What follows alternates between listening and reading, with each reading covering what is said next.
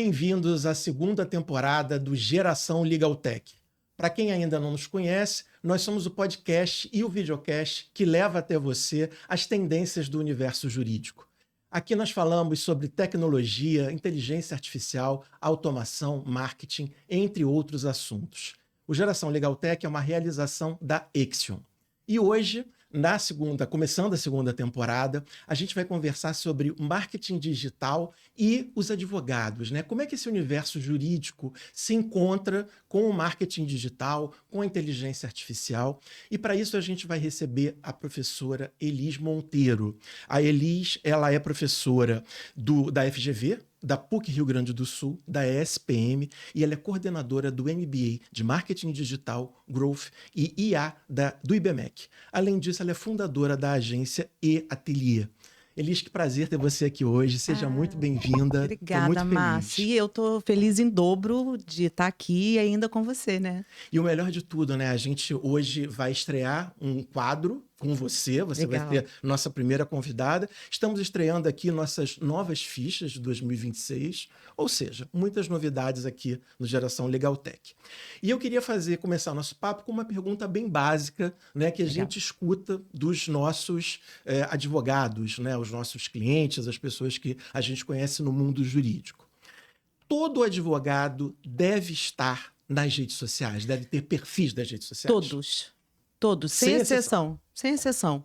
É claro que, dependendo da personalidade, né, cada pessoa é uma pessoa diferente, com as suas próprias idiosincrasias, né? Tem gente que é mais tímido, tem gente que tem personalidade mais reservada, mas em termos profissionais, é difícil um advogado não estar lá. Porque acaba criando uma espécie de credibilidade você ter uma presença digital. Porque o seu cliente, ele acaba consultando os canais digitais para ver se você está lá.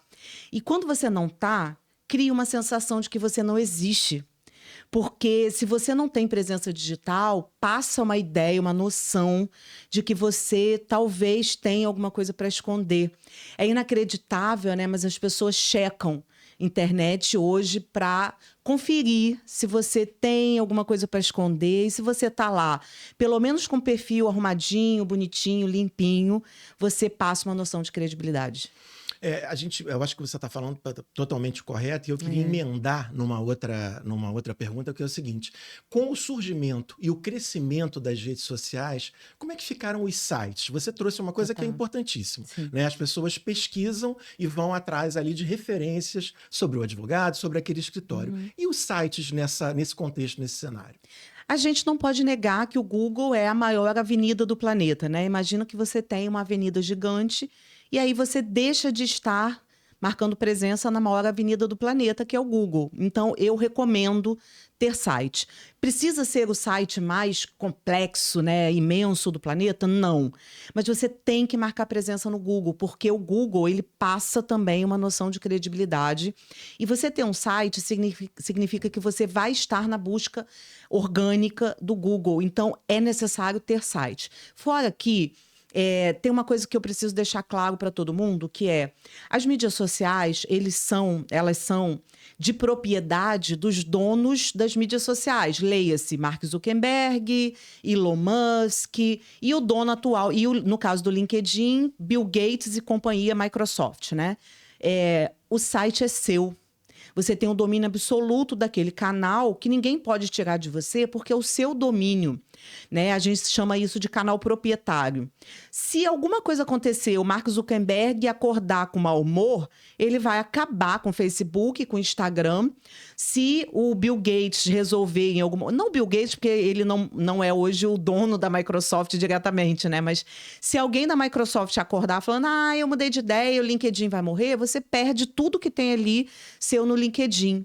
Mas o site continua sendo seu. Então, enquanto negócio, enquanto marca, não dá para brincar com isso. Então, o site é aquela ideia de que você vai ter domínio absoluto sobre um canal que é seu, que é propriedade sua e que ninguém vai conseguir mexer, porque você tem domínio absoluto daquilo ali. Então, é preciso ter, sim, um canal que é de propriedade absoluta, que vai marcar a noção de autoridade, que vai deixar você dentro do Google e que ninguém pode meter a mão. Então, tem que ter Tem site. que ter, isso é importante. É. Bom, e a partir dessa tua primeira afirmação, né, de que Sim. todos têm que estar nas redes sociais, em que redes sociais, Sim. né, os advogados devem estar? Por exemplo, hoje há uma resistência por parte de alguns profissionais em relação ao Facebook, né? Eu já ouvi, o Facebook morreu, ninguém mais dá bola para o Facebook. Ou, será que o TikTok combina com o meu perfil? Não é informal demais? A gente aqui é um pouco mais conservador. Como é que você vê essa questão das redes? Eu acho mó barato essa discussão. Assim, primeiro, o Facebook ainda faz muito sentido, gente, para uma parcela grande do universo jurídico. Eu trabalho com alguns advogados e tem cliente que, gente, tem mais de 60 anos e muito cliente com mais de 60 anos que ainda usa muito Facebook, então faz sentido. Vamos replicar o conteúdo usado no Instagram? Vamos, né? Talvez não seja a rede prioritária o Facebook, mas tem que estar no Facebook sim, porque o Facebook ainda é o canal mais usado no planeta. Não se pode esquecer isso. Segundo lugar, LinkedIn. Eu estou vendo muito pouco advogado usando o LinkedIn. E, gente, o LinkedIn é o canal institucional mais usado no Brasil hoje. Então, é preciso usar a comunicação institucional do LinkedIn. O LinkedIn não é uma rede de currículo. Isso não é desde 2016. E as pessoas ficam usando ainda o LinkedIn como canal de currículo, gente. O LinkedIn é um canal mega importante para advogado. O LinkedIn é onde a comunicação está mais crescendo hoje em dia. TikTok, eu super entendo. Agora, o que eu acho que há um desconhecimento muito grande sobre como funciona o TikTok, como é o algoritmo do TikTok. É conservador, não vou usar o TikTok. Mas sim, se você é conservador, dá para usar o TikTok sim. O TikTok é uma rede de dancinha. Gente, pelo amor de Deus, esqueça o dancinha no TikTok, porque isso também é uma coisa de 5 anos atrás. O TikTok é a rede com o algoritmo mais inteligente. Não tem como comparar o algoritmo do TikTok. Está 100 anos-luz à frente do algoritmo de qualquer canal. Seja YouTube, seja Instagram, seja Facebook, LinkedIn. Você consegue domar o algoritmo do TikTok em 2 vídeos que você assiste. Se você assistir 2 vídeos até o final, você muda 100% o conteúdo que você vai receber no seu TikTok. Eu garanto. La garantia sou eu.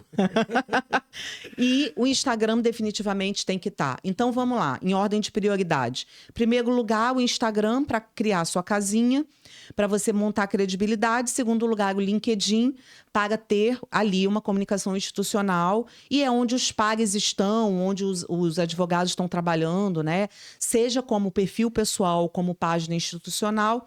E sim, por que não começar a se aventurar no TikTok, tomando suas devidas precauções, porque a OAB ainda tem uma série de recomendações e o TikTok tem ali uma linguagem diferente. Mas dá para tirar muito proveito, sim, do TikTok.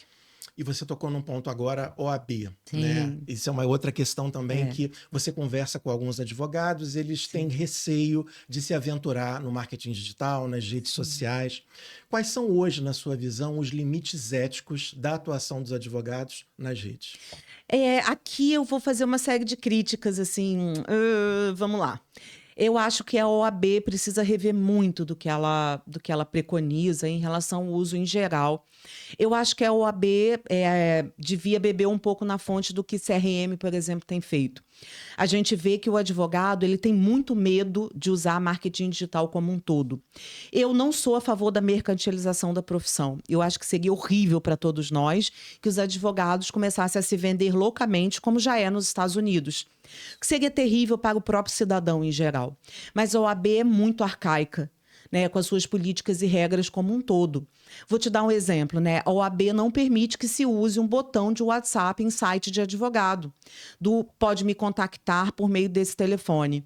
Isso é um absurdo, porque o advogado ele é um profissional como outro qualquer que precisa ter clientes. Né? E botar um botão não é nem para o advogado, é para que o cliente tenha a vida dele facilitada para entrar em contato com o advogado. Então, na verdade, muitas das coisas que a OAB chama de mercantilização, na verdade, é facilitação para o cliente. Então, é um desconhecimento muito grande por parte da OAB de como funciona em termos cognitivos a mente do cliente em busca de um profissional que possa ajudá-lo nas suas aflições. Então, a OAB ela é muito conservadora, há muito desconhecimento por parte da OAB de como funciona o cliente, e isso acaba penalizando mais o cliente do que o advogado. Então, as aflições do advogado é porque a OAB tem um desconhecimento tão grande em relação às práticas do marketing digital que ela prefere fechar os olhos. E aí, quem está ganhando nessa equação? Os advogados sujos. Porque eles estão fazendo. E os advogados que estão querendo trabalhar direito, assim como os clientes que estão querendo procurar advogados decentes, estão sendo penalizados. O que você falou, você tem toda a razão. Quem não teme a OAB ou não teme a lei, né, vai seguindo e vai fazendo o que quer. Exatamente. Então, tirando ali da ferramenta o melhor que ela tem, né, ou seja, das redes. E aí, você falando da tua experiência, me veio à mente o seguinte: você venceu ali a primeira resistência, conversou com o teu cliente e tal, o cliente veio para a agência. Quais são normalmente as principais dúvidas, né? Além desse medo da punição, o que eles trazem para você de medo, assim, Normalmente ele tem medo do jeito que ele vai falar. Ele acha, eu sou conservador. Essa palavra do seu conservador me assusta muito. Porque ele tende a levar para a internet o juridiquês que ele aplica no tribunal, por exemplo. Não pode. Porque o cliente nunca vai entender. Assim como o cliente também não entende o juridiquês no tribunal, ele vai ignorar solenemente o juridiquês nas redes sociais. As pessoas não falam esse idioma. Quanto mais simples, mais fácil de a pessoa entender. A gente está vivendo uma era, Márcio, de economia da atenção. Em termos cognitivos, as pessoas não conseguem entender 10% do que elas veem em mídia social, na verdade, na vida, né? A gente não tem capacidade nem cognitiva e nem capacidade de atenção a todo o conteúdo que a gente recebe na vida. Isso é estudado por fenômenos sociais. A gente tem milhares de cientistas tentando decifrar esses novos fenômenos de comportamento. A verdade é que a gente está submetido a muito conteúdo, a gente não é mais capaz de filtrar e a gente está sendo penalizado por conta disso. E aí chega o advogado querendo levar todo o seu conhecimento jurídico para o mundo digital, que é um universo incapaz de compreender aquilo ali. Sabe o que vai acontecer? A pessoa vai passar o conteúdo. Não vai entender, ele não vai ter engajamento. E hoje não é nem o engajamento o problema. O problema hoje é que se uma pessoa não vir o conteúdo até o final, de um vídeo, por exemplo, o algoritmo não vai distribuir aquele conteúdo, então ninguém vai ver o conteúdo. E outra, se a pessoa não der 2 cliques ou se não abrir uma foto, o algoritmo vai penalizar. Então, sabe o que está acontecendo? O conteúdo desse advogado está com as paredes. Ele está falando com as paredes. Ele está falando para ninguém. Então, ele está simplesmente perdendo o tempo dele. Ele está jogando conteúdo para a mídia social que não está sendo visto por ninguém. Ele está perdendo tempo. E aproveitando essa deixa que você deu agora, alguns advogados também, quando entram nesse universo, eles se ressentem de falarem apenas para os seus pares. Como é que é esse movimento? Dá para furar essa bolha? O que ele precisa fazer para derrubar essas paredes ali onde só tem advogados, normalmente advogados iniciantes, estagiários, pessoas que estão na faculdade, para alcançar realmente pessoas que possam ser clientes ali no futuro, né? Primeiro, os assuntos dele precisam mudar. Né?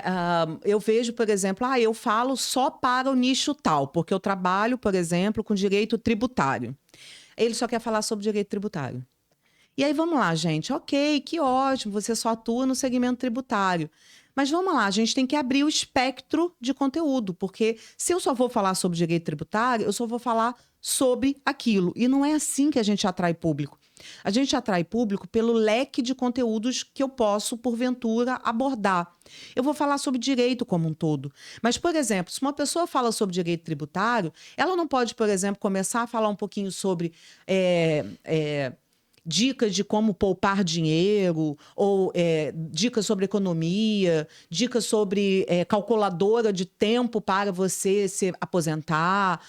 A verdade é que a internet é uma grande prestadora de serviço, um lugar onde você vai para aprender coisas, para que as pessoas ensinem coisas para você. Então, o problema do advogado é achar que está todo mundo ali como plateia dele. E ninguém conhece ele. que você tem que levar em consideração é que as pessoas estão ali para aprender coisas que sejam úteis para ela. Não é plateia dele. Furar a bolha é levar conteúdos que sejam do interesse daquelas pessoas e não dele. Ninguém está nem aí para ele. Ele não é ninguém naquela multidão de pessoas. Então, como é furar a bolha? É você tentar levar para as pessoas conteúdo que façam diferença na vida delas. É só ele sair da casca dele, do ego dele e começar a ver com os olhos daquela pessoa que, porventura, pode ser o público dele. Então, é difícil desnudar-se e pensar com os olhos do outro. Né? O médico é a mesma coisa, né? Às vezes ele quer falar do conteúdo que interessa para ele, para os pares dele, quando na verdade o que interessa mesmo é o conteúdo que interessa para o outro. Perfeito. Então o olho tem que ser o do outro, não é o dele. E a gente sempre acaba fazendo esse paralelo, né, entre advogados e médicos, porque realmente tem muitas semelhanças nesse universo, né? Total, total. Então eu vejo que os médicos hoje estão se dando melhor na internet do que advogados, porque o advogado, ele não consegue entender que o assunto dele pode não ser o mais sexy. O assunto talvez mais sexy é aquele é aquele assunto que a pessoa vai querer salvar. É aquele assunto que a pessoa vai querer enviar no aviãozinho para o outro. É a dica, é aquele do yourself, é aquele, opa, olha só o que esse cara tá falando, isso pode me interessar, hein? É isso que interessa. Agora, se ele quer falar dele, se ele quer postar aquela foto dele com um monte de bonecão do posto que tá naquela reunião chatérrima. Gente, desculpa, quem quer saber da reunião que você tava com um monte de bonecão que ninguém sabe quem é? E aí você quer que aquela foto com um monte de gente que ninguém sabe quem é faça sucesso e gere mega engajamento? E desculpa, para mim não interessa. Eu passo direto. Falamos aqui desde o início, né, que é o nosso ponto principal das redes sociais, falamos da importância do site, que outros canais, que outras ferramentas podem ser usadas no marketing digital para promover, para ajudar na divulgação dos escritórios e dos jurídicos, né, das empresas, dos advogados. Olha, a OAB ela não é contra, por exemplo, publicidade digital. Ela tem alguns senões. Gente, uma coisa é certa. O Instagram, o LinkedIn, eles não entregam mais conteúdo orgânico. Você vai chegar a pouquíssimas pessoas e, se seus assuntos forem interessantes, e fura a bolha. Se não for, você não vai chegar nem a 50 pessoas. E aí você tá falando caixa-parede. Eu adoro essa expressão, falando caixa-parede. Você tá igual o Chico Xavier, né? Falando, tem alguém aí? Alguém me escuta? Né? Tipo isso. Você tem que usar impulsionamento de conteúdo e aí escolher um público específico para o qual você deseja falar. E a gente pode impulsionar conteúdo. Separe aí uns R$500 para você usar no mínimo para impulsionar conteúdo. A OAB não vê problema quanto a isso. Só que esse conteúdo que você vai impulsionar, ele precisa ter um tom informativo ou educativo. Não pode ter um tom mercantilista ou vendedor. Tá? O que também cá entre nós me incomoda um pouco na medida em que entre em contato comigo, por exemplo, não pode. Né? Porque parece que você está vendendo o seu escritório. Mas também, ao mesmo tempo, senhora OAB, também pode ser facilitador.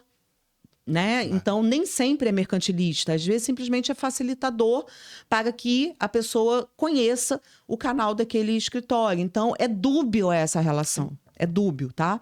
Então, eu leio as regras da OAB sempre e eu já encontrei dubiedade, não sei se existe essa palavra, em diversas coisas ali que eu posso interpretar de um jeito ou de outro, né? Então, me falta ali clareza em relação às regras da OAB. Então, publicidade digital precisa existir ali nessa... São canais isso, inclusive, né? A gente trata como canais. Outras coisas que estão chegando que eu acho que advogados precisam conhecer são os canais e produtos de inteligência artificial, que eu acho que os advogados estão usando muito mal. Assim, agentes de IA e outras coisas modernas, né? Modernas, que precisam chegar agora com força total, e eu acho que eles estão começando a conhecer, e o que estão usando ainda de uma forma precária. A gente vai chegar lá, e antes eu queria te perguntar uma outra coisa. Você como coordenadora de MBA, você como professora de diversas instituições de ensino superior, existe também uma dúvida no meio jurídico, né? Eu tenho meu escritório de advocacia ali. O que eu faço? Eu contrato uma pessoa para trabalhar comigo, Sim. eu pego um advogado e coloco para se aperfeiçoar nesse universo, eu contrato uma agência, tudo isso junto, né? A gente acaba vendo uma certa hesitação e, às vezes, o escritório, o gestor, ele não faz nada, ele fica paralisado, porque tenta uma, tenta outra e às vezes não funciona como ele quer. Como é que você vê esse universo? Eu acho que o melhor caminho é ter um ponto focal. É muito difícil quando não tem um ponto focal dentro do escritório. Sim. Muito difícil, porque você precisa ter alguém que respire aquele universo e que sirva de facilitador. Pode ser um estagiário, por exemplo, mas tem que ter alguém interno. Fato, né? Eu tenho muitos clientes advogados, eu entendo o dia a dia, é muito complicado, mas tem que ter alguém ali para facilitar o processo. E uma agência facilita, porque a agência ela traz o frescor de fora, né? E outra, não pode ser um advogado, né? Porque o advogado ele tem as cacofonias do juridiquês e ele quer falar juridiquês. E é tudo que o marketing digital não precisa.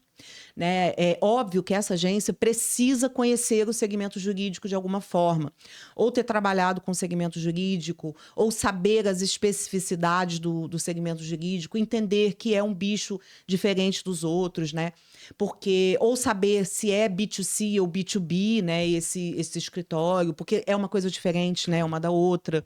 Se é, por exemplo, um escritório trabalhista, né? Vai atuar falando com o público direto, ou se é um escritório boutique que vai falar só com empresa, precisa entender as especificidades desse escritório. Mas o melhor dos universos é ter um ponto focal, ter ali dentro os advogados que têm mais habilidade com o digital para poder ser ponto focal também da agência externa. Mas essa agência externa ela precisa ter como falar com alguém internamente. Porque as melhores pautas elas vêm de dentro, porque o conhecimento está ali. Então, se tem alguém ali dentro que mega entende de direito trabalhista, essa agência precisa ter contato com aquele conhecimento. E esse escritório ele precisa saber, né, que tudo que for conhecimento, tudo que for conteúdo, precisa ser passado para essa agência, porque essa agência não faz milagre. Né? Essa agência ela vai linkar o que é assunto de fora, pauta de fora. O STF acabou de tomar uma decisão, tem uma jurisprudência nova, saiu uma notícia nova, o STJ tomou uma decisão e a gente precisa linkar com os processos que estão acontecendo, com as vitórias que estão acontecendo, que não podem ser contadas, né, essas vitórias. Mas a gente precisa fazer o case acontecer de alguma forma, em forma de notícia, a gente vai travestir aquilo ali de alguma forma, mas a gente precisa ter esse contato estreito. Então, tem que ter ligação umbilical, né, do ponto interno com a agência externa. No melhor dos universos, é assim que acontece. Eu não acho que o advogado vai ser o social media, sinceramente. Eu já vi tentarem, mas é muito conhecimento técnico, você tem que ter uma linguagem muito própria do digital e mais do que isso, não é só saber fazer post, você tem que entender da cozinha do digital. É algoritmo, é saber performance, para saber se aquilo ali está dando certo. Né? E aí, óbvio, né, uma agência provavelmente vai trazer esse conhecimento mais técnico. Sim. O que você está falando, eu já vivi, e aí fica a interface, ela acaba ficando dividida, mas puxando mais para o conteúdo técnico. Então não adianta muito, você fica ali paralisada. Mas aproveitando o que você falou, nós já tivemos aqui alguns entrevistados que falaram muito sobre a necessidade de uma revisão das grades de cursos de pós-graduação, MBA na graduação, incluindo, né, determinadas matérias novas, disciplinas, né, relacionadas a marketing digital, a comunicação. Então, apesar do que você trouxe, como você vê essa possibilidade de modernizar, né, essas grades curriculares aí, para a gente ter esse aprendizado dos Eu acho que qualquer carreira devia trazer uma abinha ali de marketing digital. Para médicos, por exemplo, hoje os médicos, se eles não atuarem de alguma forma com comunicação, eles também não vão dar certo, né? Todos os meus médicos, é engraçado isso, meus médicos são todos particulares, porque plano de saúde hoje não cobre médico, né? Engraçado. Todos eles estão no TikTok, todos eles estão no Instagram. E os advogados também precisam desse conhecimento de marketing, né? Eu, por incrível que pareça, né? Eu dou aula em 6 universidades e eu tenho alunos de tudo quanto é carreira. Eu tenho aluno médico, eu tenho aluno enfermeiro, eu tenho aluno, inclusive, da Marinha. Eu tenho alunos que chegam do nada. Eu tenho alunos médicos, eu tenho alunos que chegam de carreiras completamente variadas, querendo entender o universo do marketing. E eu acho que só tem a agregar. Eu acho incrível quando uma pessoa se mostra disposta a conhecer novas disciplinas, porque isso só traz vantagem, né? Um advogado que vai entender de marketing digital, ele vai aprender novas terminologias, ele vai expandir a mente dele, porque marketing e marketing digital vai te ensinar a atrair cliente, vai te ensinar a conversar melhor com o seu cliente, mas principalmente vai te ensinar a entender a alma e o comportamento humanos. Porque marketing é sobre isso, né? Como é que funciona o comportamento humano de forma que você vai atender melhor, vai oferecer uma melhor experiência ao seu cliente, né? Você vai ser infinitamente um profissional melhor, porque marketing é sobre gente, no final das contas, né? Então, eu acho que para os novos currículos, para as novas grades curriculares, ter uma disciplina que trate de marketing seria incrível para qualquer carreira. E médico, muito cá entre nós, né? Se tiver, quanto mais aprender sobre gente, melhor, porque os médicos se afastaram de gente, né? E eu acho que advogado também, porque isso faz falta no trato do dia a dia com pessoas, né? E aí você vai atender melhor, né? Você vai saber como, né, desenvolver ali todo o método de approach, né? E de atendimento e etc. Inclusive de lealdade daquele cliente com você. E até do ponto de vista estratégico, de planejamento do gestor, ele Total. conhecer o que está sendo executado, o que está se preparando, planejando para o escritório dele. Total, né? porque eles Toda a acabam diferença. contratando gente que não entende nada porque sabe enrolar eles. Exatamente. Elise, você falou aí en passant da questão da importância crescente da IA. Nossa. Né? E também a gente sabe muito bem que alguns profissionais já usam muito bem, mas outros ainda estão engatinhando e cometem erros básicos. Né? O que você tem visto, o que você pode trazer para a gente sobre essa relação nova, né, dos profissionais em geral, se possível, dos advogados em relação à IA? A gente tem um grande cientista chamado Miguel Nicoleles, que é incrível, né, o que ele traz para a gente, dizendo que, e eu concordo mega com ele, que esses GPTs, né, ChatGPT, Copilot, Gemini e os outros GPTs em geral, que são essas grandes linguagens, né, elas estão pegando o nosso cérebro para treinar essas linguagens. Mega concordo. É isso que eles estão fazendo. Porque nós estamos permitindo. Porque quando a gente vai para um GPT, a gente usa ele como Google. Eu fico para morrer com isso. Porque você vai lá para ele e faz uma perguntinha boba. É assim que estão sendo usados, né? Você vai lá e pergunta, me fala sobre a teoria da relatividade de Einstein. Gente, não é assim que se usa GPT. Né? O GPT não é Google. E o GPT demanda de você um conhecimento um pouco maior, porque o que você faz ali não é perguntar. Perguntar, você pergunta para o Google. O que você faz no GPT é comandar. É outra coisa. O que a gente faz ali é prompt. Prompt é um comando que demanda de você um conhecimento um pouco mais aprofundado de prompt, de comando, que você tem que aprender uma técnica que, quando você for comandar, você já vai dar para ele especificidades de comando, que quando ele for te devolver o comando, ele vai te devolver uma resposta infinitamente diferente daquilo que ele dá quando você faz uma pergunta. O que eu vejo... E aí, gente, o que as pessoas têm feito? Elas perguntam o que não deveriam fazer, e quando elas recebem de retorno, elas recebem e copiam e colam. Então, gente, o copiar e colar é exatamente o que não deve ser feito. Primeiro que a gente está dando para ele treinamento. A gente está pegando o nosso cérebro, que é a coisa que ninguém nunca vai copiar, e há no planeta nunca, em nenhum tempo, nem daqui a 1 milhão de anos, vai ter cérebro humano, porque isso aqui é a maior máquina de todos os tempos. E a gente está pegando a nossa inteligência e está recebendo de volta burrice. É isso que está acontecendo. Então, o que a gente tem que deixar claro para as pessoas? Você tem que aprender a usar de forma inteligente, ou seja, usar a nossa inteligência e pegar de retorno inteligência. Porque existe inteligência ali, só que a gente está usando a burrice deles. Então, vamos lá. A primeira técnica que a gente tem que aprender é prompt writing, que é a técnica de comandar. Então, comandei direito, recebo inteligência de retorno. Então, o que eu tenho visto o advogado, ele está se achando. E eu já vi isso várias vezes, Márcia, assim, eu vejo advogados, inclusive, me passando as respostas.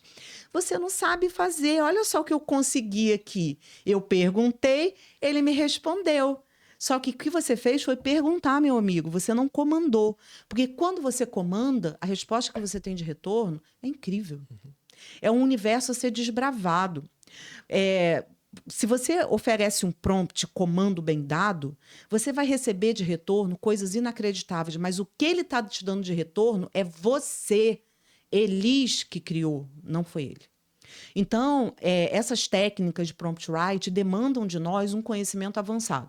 Eu falo que eu inventei uma metodologia revolucionária, que é a seguinte: imagina que a gente tem 4 estágios de uso da IA. O primeiro estágio é você chegando numa praia e botando o pé na areia.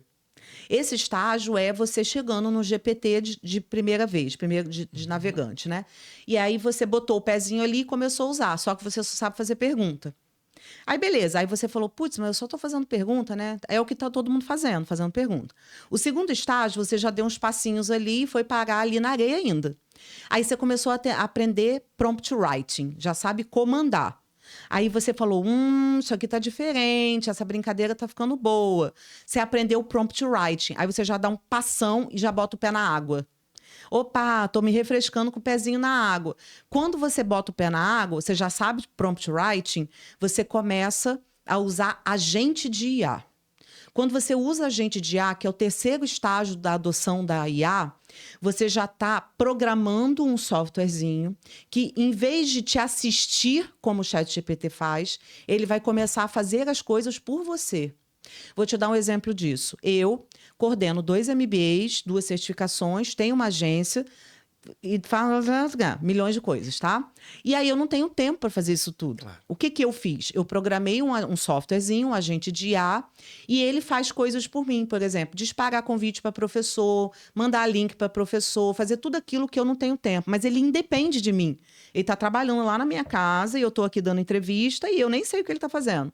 Então, ele faz coisas no meu lugar, é um agente. Eu já estou com os pezinhos lá na água, refrescando. Só que existe um quarto momento, que é o momento que eu já estou dentro do mar, nadando de braçada, que é usar a IA em toda a sua plenitude, que é eu usando software que faz análise preditiva das coisas.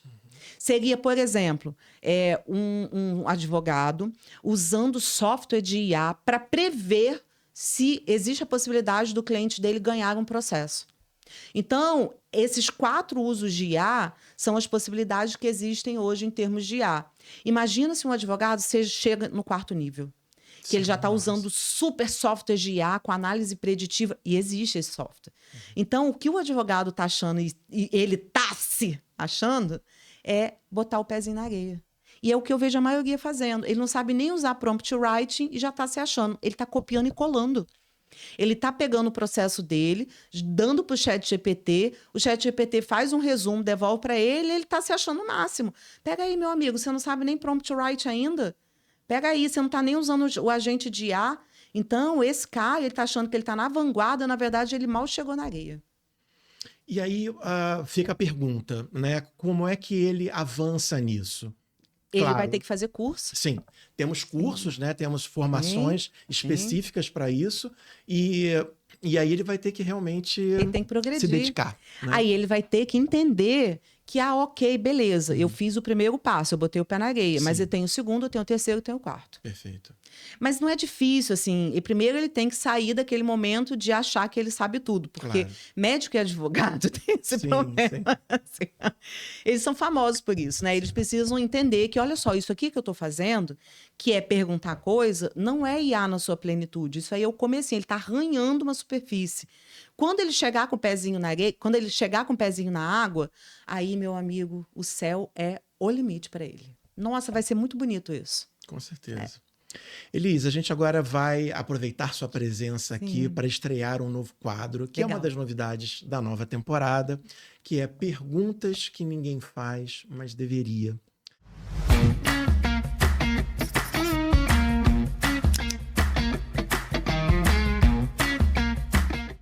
Então, temos 3 perguntinhas aqui de temas que são um pouco mais amplos aí, não só do universo jurídico.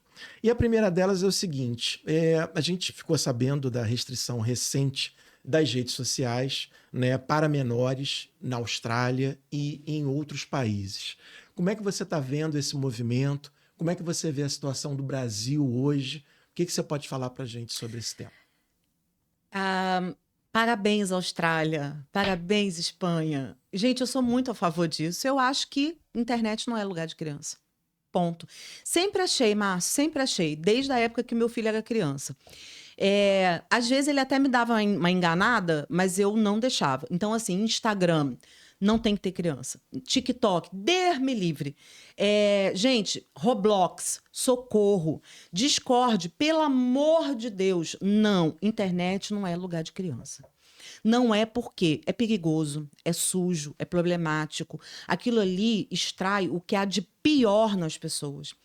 Você não pega seu filho, joga ele na rua para um estranho fazer o que quiser com ele. A gente não faz isso, mas as pessoas fazem na internet. Por que que as pessoas botaram na cabeça que vão soltar os seus filhos no lugar onde está cheio de predador? Mas elas fazem na internet. Eu trabalho, Márcia, você sabe disso, com gestão de crise, né? Eu trabalho com um troço chamado gestão de cancelamento. Eu trabalho, inclusive, com pessoas famosas que são canceladas todos os dias, que são maltratadas, humilhadas, que são vítimas de fake news, que recebem o pior da humanidade. E o que eu posso dizer, na internet, as pessoas mostram o que elas têm de pior. A internet, ela é um antro de ignorância, é um antro de maldade, porque, na verdade, o mundo é um antro disso. Só que as pessoas daqui, elas não têm coragem de falar. Você não passa por um estranho e fala assim, você tem que morrer, você tem que ser, né, coisas ruins. As pessoas não falam, mas na internet elas falam. E na internet elas se juntam, elas jogam pedra, elas maltratam, elas xingam, elas desejam o pior para você. Elas acordam no mau dia, elas se juntam em patotas, elas vão para o Discord e elas planejam assassinatos. Elas podem até não cometer, como fizeram agora no caso da Orelha. Sim. Mas elas se juntam para destruir, elas desejam mal, elas vão pro direct das pessoas, sejam famosas, anônimas, elas ameaçam de morte, elas falam coisas, você tem que morrer sendo torturado. Então, por que os pais deixam os filhos estarem lá naquele lugar? Eu sou absolutamente contra a criança dentro de rede social. Só que no Brasil, acham que é legal. Uma criança nasce e já ganha um arroba do pai. Uma criança vira influência e todo mundo acha bonitinho. Promove-se a adultização de criança. Criança vira influência para o pai ganhar dinheiro em cima dela. Eu amo o Felca.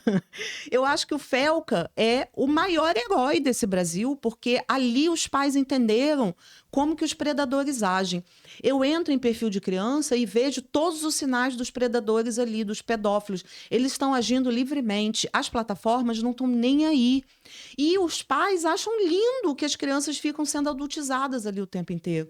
Então, eu espero que o Brasil siga, sim, o exemplo da Espanha, da Austrália, e que as nossas crianças sejam protegidas, porque têm que ser protegidos. Porque se os pais não estão fazendo o dever deles de proteger, que as autoridades façam. Porque eu já vi, Márcio, coisas que eu não queria ter visto. Eu queria desver tudo que eu já vi. Então, assim, só quem trabalha como eu há 27 anos na internet é capaz de falar tudo que eu já vi de coisa grotesca, bizarra, nojenta praticada na internet. A internet é território de adulto. E mesmo para adulto, é terrível demais. É tóxica, né? É tóxica. Então, eu não queria que meu filho visse. E o meu filho, ele foi vigiado. Meu filho, quando entrou no Discord, ele entrou com o pé nas costas, porque ele já saiu. Porque eu sei o que acontece ali dentro. Uhum. E tem gente que sabe, estuda e está sempre alertando e não é levado a sério. Tem uma jornalista chamada Carla Albuquerque que vive denunciando o que é feito, que é de orelha para baixo dentro do Discord. Uhum. Mas por que não fazem nada? Sim. Então, eu acho certinho, ó.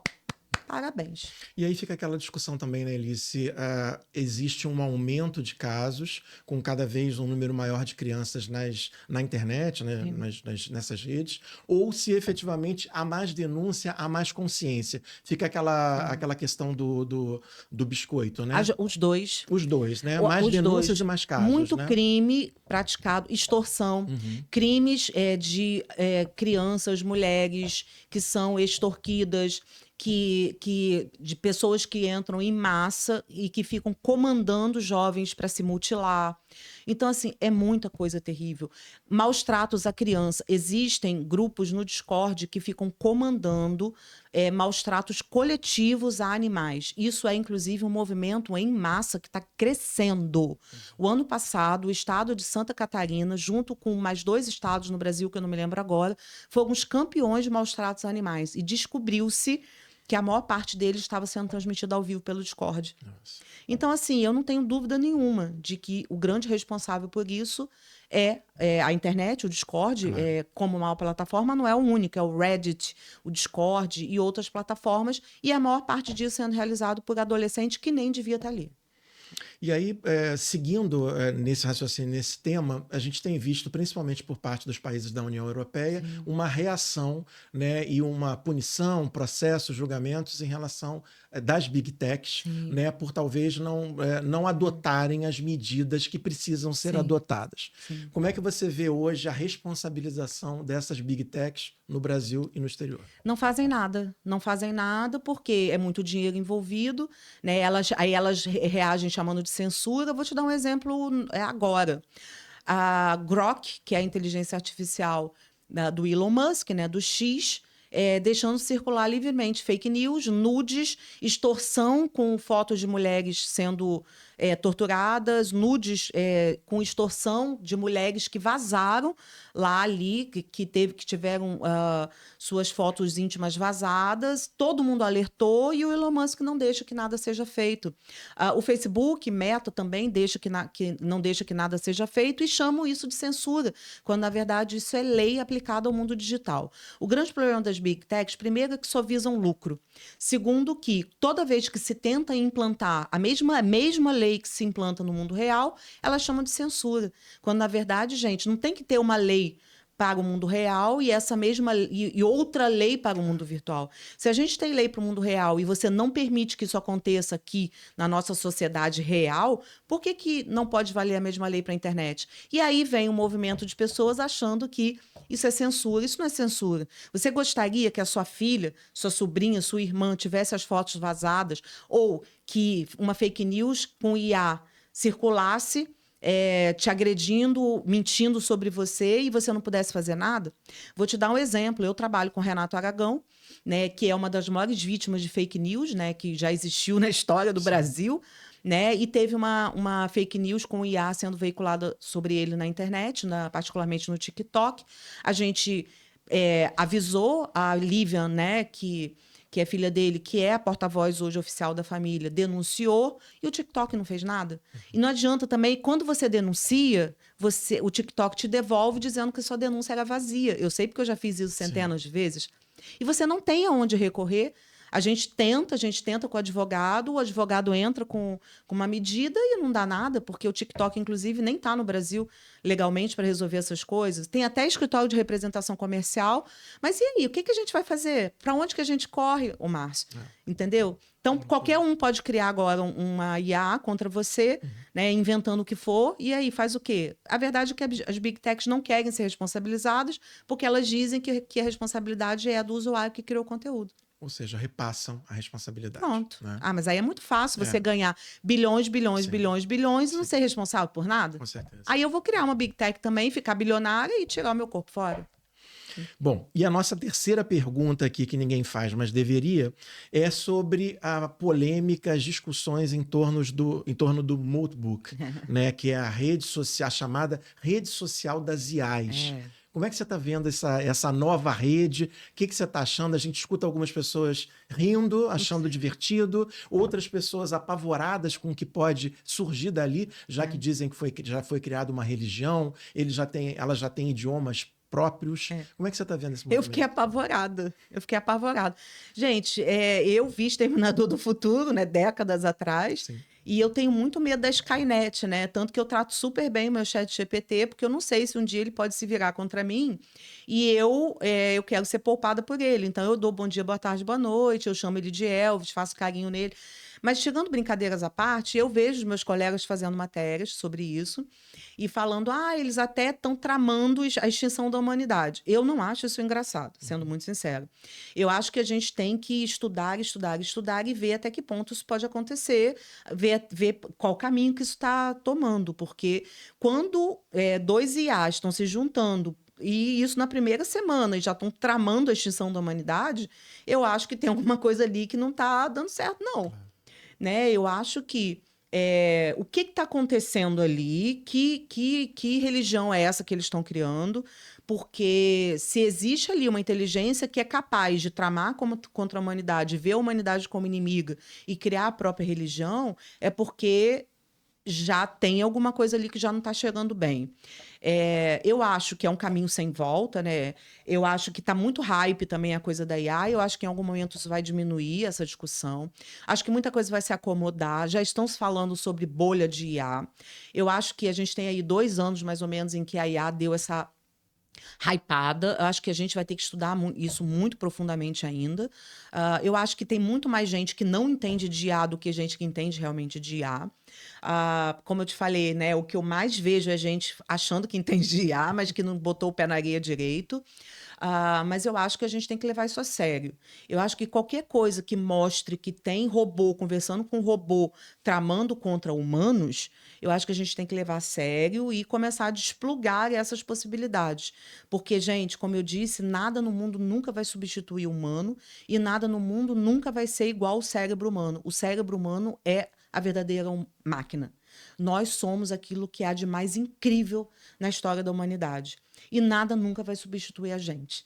Porque isso é que me incomoda, né? Porque a IA é genial, a IA é incrível. Mas nunca nada vai chegar ao nível disso aqui. Porque isso aqui é a verdadeira máquina, né? E aí isso me preocupa também. Em que ponto que a gente vai parar de estudar isso aqui para poder estudar aquilo lá, que muito cá entre nós é burro pra caramba. Porque isso aqui é a verdadeira genialidade. Como diz o grande Miguel Nicoleles, né? É isso aqui que interessa pra gente. Vamos parar de valorizar aquilo ali e começar a valorizar mais isso aqui. Perfeito. Então, gente, vamos ficar de olho, né? Vamos parar de incensar esse povo aí e começar a valorizar a gente é bom demais, né? Com certeza. Elisa, a gente está chegando ao final da nossa conversa, infelizmente. E aí eu queria abrir para você deixar sua mensagem, deixar um último pensamento, o que você quiser fazer com esse tempo final aí do nosso podcast. Eu adorei, Márcia, assim, tudo que tem você para mim já é incrível, eu adorei a conversa, adorei os temas. Eu acho que a gente tem que, primeiro, né, agir com humanidade. A internet me assusta muito e, Márcio, eu tomei uma decisão de que toda vez que eu vou comentar na internet, eu vou comentar com carinho. Eu nunca vou entrar na internet para falar coisas negativas. E essa decisão, ainda que eu não concorde. Então, eu tomei essa decisão porque o que eu mais vejo na internet é coisa negativa, é pessoa brigando, é pessoa apontando o dedo. Então, depois que eu tomei essa decisão, eu fiquei muito mais leve. Então, eu só entro para elogiar, para falar, que lindo, que fofo, que incrível. Então, eu acho que o que eu gostaria é que as pessoas se desarmassem e que parassem de jogar na internet aquilo que elas têm de pesado dentro delas e que conseguissem virar, né, esse ódio que elas sentem, todo mundo, e todos nós temos, todo mundo tem dias ruins, né? Para que a internet deixasse de ser espaço de ódio e passasse a ser espaço de convivência harmoniosa. Eu sei que é muito difícil, mas eu tomei para mim a evangelização disso, assim, não é nada de religião, não é nada de coaching, é simplesmente por ver coisa pesada demais. E já está praticando, né? Sim. Isso é que é o principal. É isso que é o principal. Elisa, antes de terminar, eu queria passar aqui para você um presente. Obrigada, da nossa querido. realizadora, Muito da obrigada, Equion. gente. Muito legal. Olha que bacana que é. Gente, olha isso. Foi sucesso aí na primeira temporada. E Amei. abre. Opa.